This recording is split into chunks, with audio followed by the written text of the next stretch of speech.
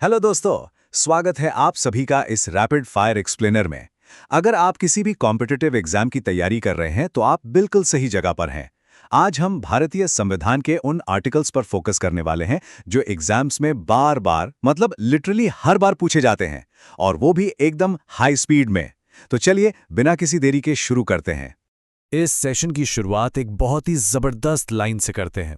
हौसलों के तरकश में कोशिश का वो तीर जिंदा रख। हार जाओ जिंदगी में सब कुछ, मगर फिर से जीतने की उम्मीद जिंदा रख।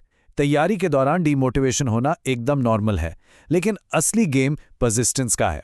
इसी पॉजिटिव एनर्जी के साथ चलिए सीधा कंटेंट पर जंप करते हैं। देखिए, संविधान के इतने सारे आर्टिकल्स देखकर दिमाग चकरा जाना बहुत आम बात है। इसलिए चीजों को आसान बनाने के लिए हमने इस पूरे विशाल डेटा को इन 5 लॉजिकल पिलर्स में बांट दिया है। हम एक एक करके इन सबको कवर करेंगे। तो आइए अपने पहले पिलर से श्री गणेश करते हैं, संघ और नागरिकता। ये सेक्शन बेसिकली हमारे देश के बेसिक स्ट्रक्चर को डिफाइन करता है। एग्जाम में सबसे ज्यादा कंफ्यूजन अगर कहीं होता है तो वो है आर्टिकल 2 और 3 के बीच। तो इसे ऐसे समझिए, आर्टिकल 2 का इस्तेमाल तब होता है जब हम किसी एकदम नए बाहरी इलाके को देश में शामिल करते हैं, जैसे सिक्किम। लेकिन अगर हमें देश के अंदर ही कुछ बदलाव करने हो, जैसे कोई नया राज्य बनाना हो, फॉर एग्जाम्पल तेलंगाना, या किसी का नाम बदलना हो, जैसे केरल को केरलम करना, तो ये सब आर्टिकल 3 के अंडर आता है ना? एकदम सिंपल। चलिए अब दूसरे पिलर पर चलते हैं, मौलिक अधिकार और कर्तव्य। यहां से तो भाई हर साल सवालों की झड़ी लग जाती है।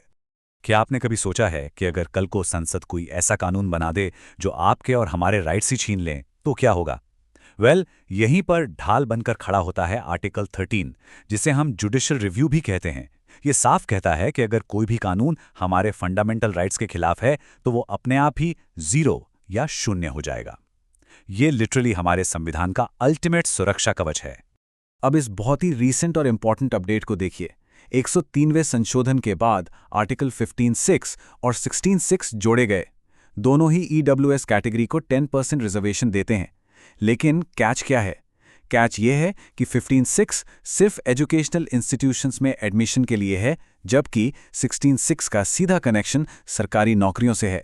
इस छोटे से डिफरेंस को ना दिमाग में एकदम सेट कर लीजिए।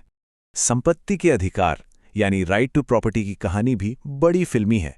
1950 में ये आर्टिकल 19(1)(f) के तहत एक कोर फंडामेंटल राइट हुआ करता था, लेकिन फिर 1978 में आया 44वां संशोधन और इसे फंडामेंटल राइट्स की लिस्ट से बाहर का रास्ता दिखा दिया गया। आज की डेट में ये सिर्फ एक लीगल राइट बनकर आर्टिकल 300A में बैठा है। ये दिखाता है कि हमारा संविधान समय के साथ कैसे इवॉल्व हुआ है। ओके, अब एक रैपिड फायर राउंड। ये वो आर्टिकल्स हैं जो एग्जामिनर्स के ऑल टाइम फेवरेट हैं। आर्टिकल 17 अस्पृश्यता या अनटचेबिलिटी का खात्मा। आर्टिकल 21 जीने का अधिकार। इसी में जुड़ा है 21A जो 6 से 14 साल के बच्चों को शिक्षा का अधिकार देता है। ये एज ब्रैकेट जरूर याद रखिएगा। आर्टिकल 32 यानी सुप्रीम कोर्ट की 5 रिट्स। फिर आर्टिकल 44 जो यूनिफॉर्म सिविल कोड की बात करता है, जो आजकल गोवा, उत्तराखंड जैसे राज्यों की वजह से न्यूज में भी है। और फाइनली आर्टिकल 51A यानी हमारे मौलिक कर्तव्य, जो 42वें संशोधन से आए थे। अधिकारों से आगे बढ़ते हुए अब आते हैं तीसरे पिलर पर, संघ और राज्य सरकार। यहां हम एक खास कंपैरिजन ट्रिक यूज करेंगे, जिससे ये बोरिंग नंबर्स आपको चुटकियों में याद हो जाएंगे। राष्ट्रपति वाले आर्टिकल्स को रटने के बजाय इनकी एक मेंटल चेन बना लीजिए। देखिए, 52 कहता है कि देश का एक राष्ट्रपति होगा।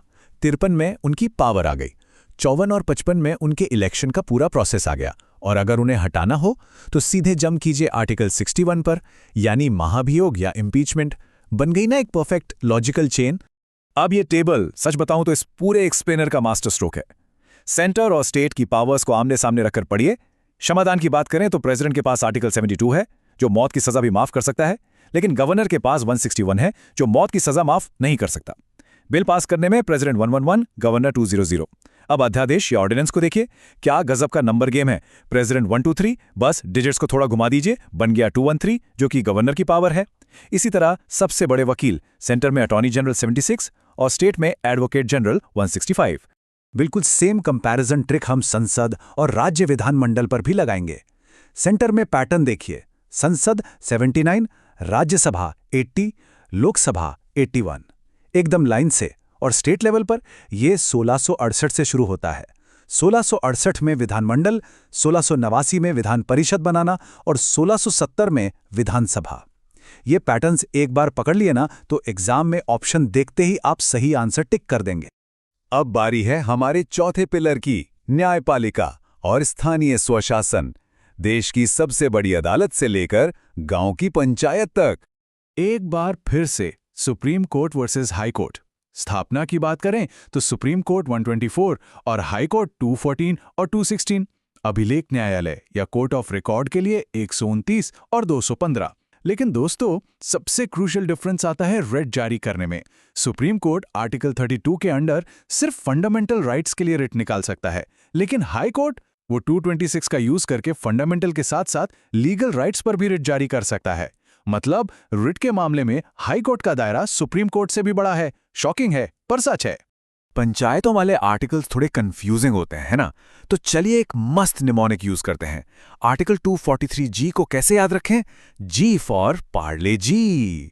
जैसे पार्ले जी खाने से ताकत आती है, वैसे ही 243G पंचायतों को ताकत यानी शक्तियां देता है, पूरे 18 विषयों पर काम करने की पावर। अब ये आप लाइफ में कभी नहीं भूलेंगे। ऐसा ही एक और सुपर शॉर्टकट 243I को कैसे याद रखें? आई फॉर इनकम, और इनकम का सीधा कनेक्शन किससे है? फाइनेंस से। तो बस 243I बात करता है राज्य वित्त आयोग की। एग्जाम के उस भयंकर प्रेशर में ना ये छोटी छोटी ट्रिक्स संजीवनी बूटी का काम करती हैं। और अब हम आ गए हैं अपने फाइनल पिलर पर, आपातकाल और महत्वपूर्ण आयोग। ये वो सिस्टम हैं जो क्राइसिस के टाइम देश को संभालते हैं। स्वतंत्र आयोगों की ये जो लिस्ट है ना, ये मैच द फॉलोइंग वाले सवालों का जैकपॉट है। 148 में CAG है जो सरकार के खर्चे चेक करता है। 280 में फाइनेंस कमीशन आ गया। 315 में वो है जिसका आप में से कई लोग सपना देख रहे हैं, UPSC। 324 में हमारा इलेक्शन कमीशन। और 338 की सीरीज 338, 338A और 338B जो SC, ST और OBC वर्गों के लिए राष्ट्रीय आयोग बनाते हैं। इन्हें तो बस घोटकर पी जाइए। देश का पैसा आखिर मैनेज कैसे होता है? देखिए, आर्टिकल 266 है संचित निधि। सरकार की सारी कमाई यहीं जाती है और यहां से एक सिंगल रुपया भी निकालना होना तो संसद से बिल पास कराना पड़ता है। लेकिन मान लीजिए अचानक कोई बाढ़ या भूकंप आ जाए, तब बिल पास होने का वेट तो नहीं कर सकते। तब काम आता है आर्टिकल 267 यानी आकस्मिक निधि। ये पैसा सीधे प्रेसिडेंट के कंट्रोल में होता है ताकि तुरंत एक्शन लिया जा सके। अब बात करते हैं इमरजेंसी प्रोविजंस की। 352 है नेशनल इमरजेंसी, जो इतिहास में 3 बार लग चुकी है। 356 जिसे हम पॉपुलरली राष्ट्रपति शासन कहते हैं, ये तब लगता है जब स्टेट गवर्नमेंट ठीक से काम ना कर पा रही हो। और 360 है फाइनेंशियल इमरजेंसी। और एक बहुत अच्छी बात यह है कि इसे आज तक हमारे देश में कभी भी लागू नहीं किया गया है। और यह है एक बहुत ही पावरफुल नंबर 368। यह है संविधान में संशोधन करने का तरीका। यही वो आर्टिकल है जो ये मेक श्योर करता है कि हमारा संविधान कोई पुरानी बंद किताब बनकर ना रह जाए, बल्कि समय के साथ बदलता रहे। इस एक्सप्लेनर को खत्म करने से पहले मैं आपको एक सवाल के साथ छोड़ना चाहता हूं। जरा सोचिए, अगर आज देश में आर्टिकल 352 यानी नेशनल इमरजेंसी लग जाए, तो जो पावर्स हमने सेंटर और स्टेट के टेबल में अलग अलग पढ़ी थीं, उनका बैलेंस अचानक से कैसे शिफ्ट हो जाएगा? इस पर जरूर विचार कीजिएगा, क्योंकि ये आर्टिकल सिर्फ एग्जाम पास करने का टूल नहीं है, ये वो असली लीवर हैं जो हमारे देश को चलाते हैं। इस रैपिड रिवीजन में मेरे साथ बने रहने के लिए बहुत बहुत शुक्रिया। बस ऐसे ही लॉजिकल तरीके से चीज़ों को कनेक्ट करते रहिए और एग्जाम फोड़ दीजिए।